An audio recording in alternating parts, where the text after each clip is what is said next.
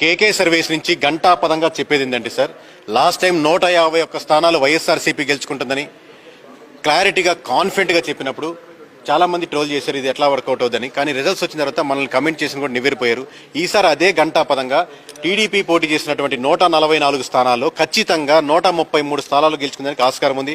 అలాగే వైనాట్ 175 వాళ్ళు అన్నారని, వీళ్ళు వైనాట్ 21 చాలా సీరియస్గా తీసుకున్నారు జనసేన వాళ్ళు.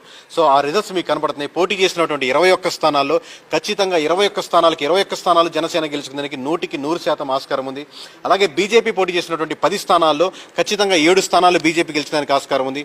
అలాగే ఓవరాల్గా 175కి 175 పోటీ చేసినటువంటి వైఎస్ఆర్సీపీ కేవలం 14 నియోజకవర్గాలను క్రిస్టల్ క్లియర్గా ఇక్కడ గెలిచేదానికి ఆస్కారం ఉందని కనబడుతుంది.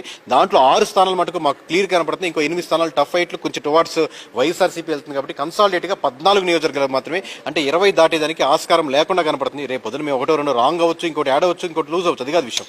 కానీ ఓవరాల్గా 20 లోపల వస్తుంది. అంటే 151 స్థానాలు గెలుచుకున్నటువంటిది 175 స్థానాల్లో పోటీ చేసి 20 స్థానాల లోపు పడిపోతుందంటే, సో ఆబ్వియస్గా ప్రజలు మోస్ట్ ఆఫ్ ది పర్సంటేజ్ మోద 15 to 20% వరకు కూటమి వైపు మొగ్గారనేది మనకు క్రిస్టల్ క్లియర్ కనపడుతుంది. ఇన్ని రోజులు ఫాలో అవుతున్న వాళ్ళకి, కేకే సర్వీస్ నమ్ముతూ కంటిన్యూ చేస్తున్న వాళ్ళకి thank you very much sir. బీజేపీకి అవుట్ ఆఫ్ 10 7 వస్తాయండి. ఎక్కువ అంటే వృద్ధుల ఓట్స్ అన్ని కూడా జగన్ కే పడతాయి అంటున్నారు. అంటే ఎవరు ఓట్స్ ఎక్కువ ఇట్ సైడ్ వెళ్ళే అవకాశం ఉండదండి. ఆ నియోజకవర్గ పరిస్థితులను బట్టి వృద్ధులంతా ఒక మొత్తం విజయవాడలో అలా ఉండదండి.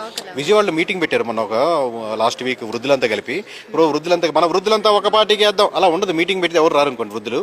సో ఒక పార్టీకి వేయడం కానీ, కన్సాలిడేట్గా మహిళలంతా ఒక పార్టీకి వేయడం కానీ, లేకపోతే ఒక సెక్షన్ ఆఫ్ పీపుల్ ఎవరైనా కానీ ఒకరికి వేయడం కానీ అలా ఉండదు.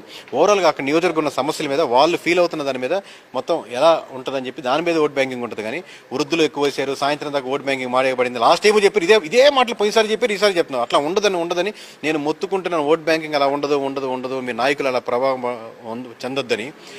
మీరు నమ్మండి వాళ్ళు చెప్పిన మాటలు. రేపు పొద్దున 4వ తారీఖు రిజల్ట్స్ వస్తాయి. ఆ రోజు చూసి మేం కరెక్టా వాళ్ళు కరెక్ట్ అని మీరు క్లారిఫై చేసుకోండి సార్. థ్యాంక్ యూ అండి. ఫైనల్గా ఖచ్చితంగా కూటమి గవర్నమెంట్ ఫామ్ చేస్తుందని చెప్తున్నామండి. ఇప్పుడు అంటే ఇంతకుముందు